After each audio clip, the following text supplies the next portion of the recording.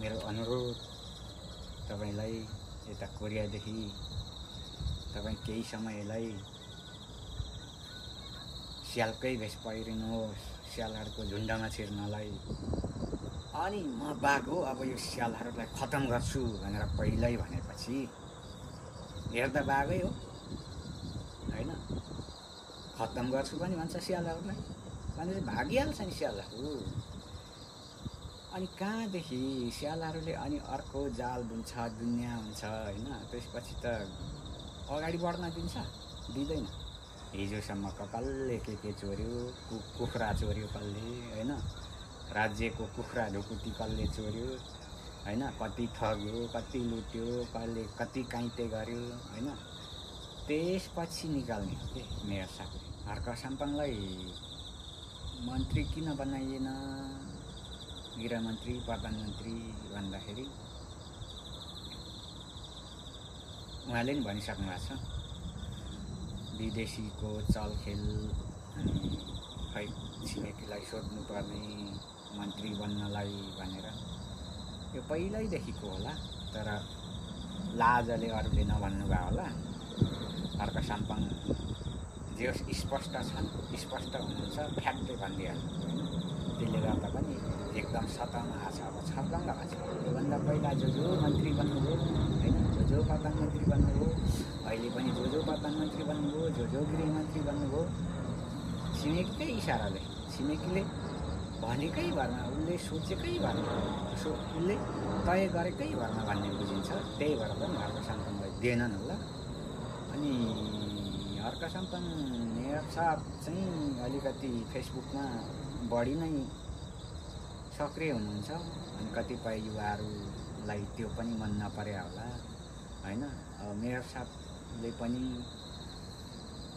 अलिकति सकारात्मक आलोचनाहरूलाई चाहिँ मनन गर्नुपर्ने कुरा हो। किनभने हो उहाँ हिजोको दिनमा फेसबुकदेखि आउनुभयो होइन, आफ्नै फेसबुकमा जे जति गराउनु भयो, जनताहरूलाई जागरुक गराउनु भयो होइन, जनताहरूलाई राजनीतिक चेतना दिनुभयो, त्यसले गर्दै आउनुभयो। त्यो कुरा सबैले बुझेका छन् होइन नेपालीले। तर अहिले आएर चाहिँ मेयर साहबले पनि किनभने अलिक कम गर्नुभयो भए हुन्थ्यो कामको कुराहरू होइन। श्रमदान आह्वान गर्नलाई ठिक छ, फेसबुक पेजदेखि आफ्नै आइडीदेखि जनतालाई लाई अब यहाँनिर जुट्नु पऱ्यो भन्नलाई ठिक छ। तर अब त्यो अरूको बारेमा के नाना थरी त्यो के लेखेर बस्नुभन्दा होइन, के जातिलाई कोट्यायो भने आफैलाई छिट्टा पर्छ भने जस्तो नगर्नु भयो भए राम्रो हुन्थ्यो। किनभने अहिले जतिखेर सङ्घर्षमा हुनुहुन्थ्यो त्यतिखेर उहाँसँग आफ्नो फेसबुक बाहेक थिएन। न त कुनै पत्रकारहरूले मिडियाले पछ्याउनु भएको थियो, न त के नेपालको मिडिया राम्रोसँग अध्ययन गर्ने भने जता हड्डी छ त्यता जाने धेरै मिडियाहरू छ कि नाम नलिउँ, प्रत्यक्ष थाहा छ मलाई त्यस्तो मिडियाहरूमा छ भने। अहिले आएर त स्ट्याटस बनाइसक्नु भएपछि हर्क साम्पाङ भनेको एउटा अभियान भइसकेपछि चाहिँ त्यो नाना थरी कुराहरू चाहिँ आफ्नो स्ट्याटसमा नराख्नु भए हुन्थ्यो कि। श्रमदान गर्न आउनुहोस् होइन, आह्वान गर्न ठिक हो। त्यो अरूको बारेमा यो त्यो काम छैन कि। किनभने त्यसको बारेमा भनेको अहिले हजारौँ मिडिया पछि लाग्नु भएको छ कि। हर्क साम्पाङको पछि मिडियाले गरिहाल्छ नि, सबै प्रचार गरिराखेका छ नि मिडियाले होइन। त्यही भएर अब आफैले त्यसरी अलिकति व्यक्तिगत विषयमा स्ट्याटस दुनियाँ त्यो गर्नुभन्दा नगर्नु भएको भए राम्रो हुन्थ्यो जस्तो लाग्छ। किनभने नि हर्क साम्पाङ एउटा बाघ जस्तो भएर निस्किनु होइन।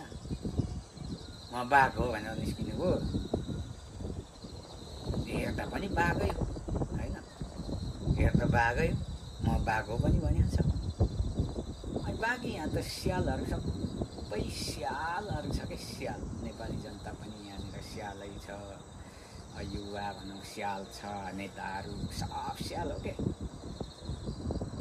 अनि म बाघ हो, अब यो स्यालहरूलाई खतम गर्छु भनेर पहिल्यै भनेपछि हेर्दा बाघै हो होइन। खतम गर्छु पनि भन्छ स्यालहरूलाई भनेर भागिहाल्छ नि स्यालहरू। अनि कहाँदेखि स्यालहरूले अनि अर्को जाल बुन्छ, दुनियाँ हुन्छ होइन। त्यसपछि त अगाडि बढ्न दिन्छ, दिँदैन।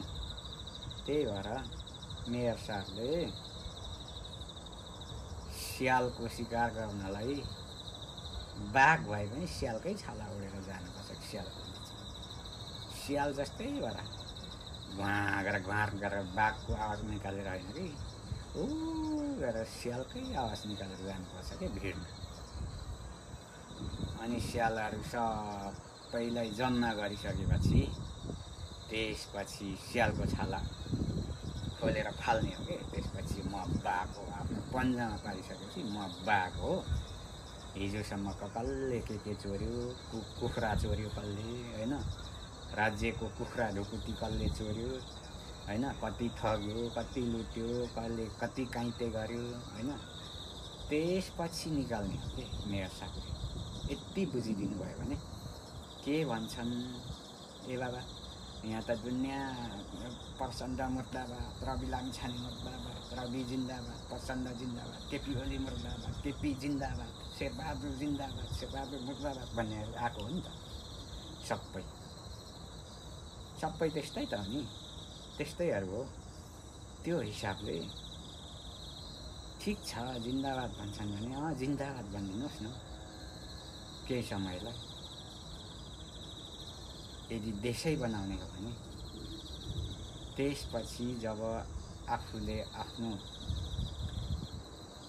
पकडमा आइसक्छ स्यालहरू, अनि भट्टाभट दिने हो कि। त्यसपछि त्यहाँ जे गर्नुपर्ने त्यसपछि गर्ने। त्यस्तो हो भने चाहिँ राम्रो होला भन्ने लाग्छ। किनभने नेपालको राजनीति विदेशीको हातैदेखि चल्दो रहेछ भन्ने कुरा अहिले आएर स्पष्ट भएको छ होइन।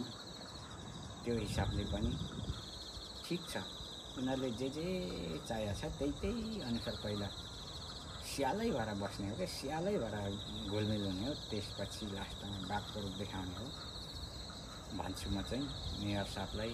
किनभने अधिकांश अब अहिले आएर त धेरैले चिनिसक्नु भएको छ, अनि सकारात्मक कुराहरू पनि गर्नुपर्छ। हो हर्क सङ्कमलाई चाहिने रहेछ, हर्क सङ्कम यो देशको खम्बा रहेछ, अब चाहिने भन्ने कुरा बुझ्नु भएको छ नि।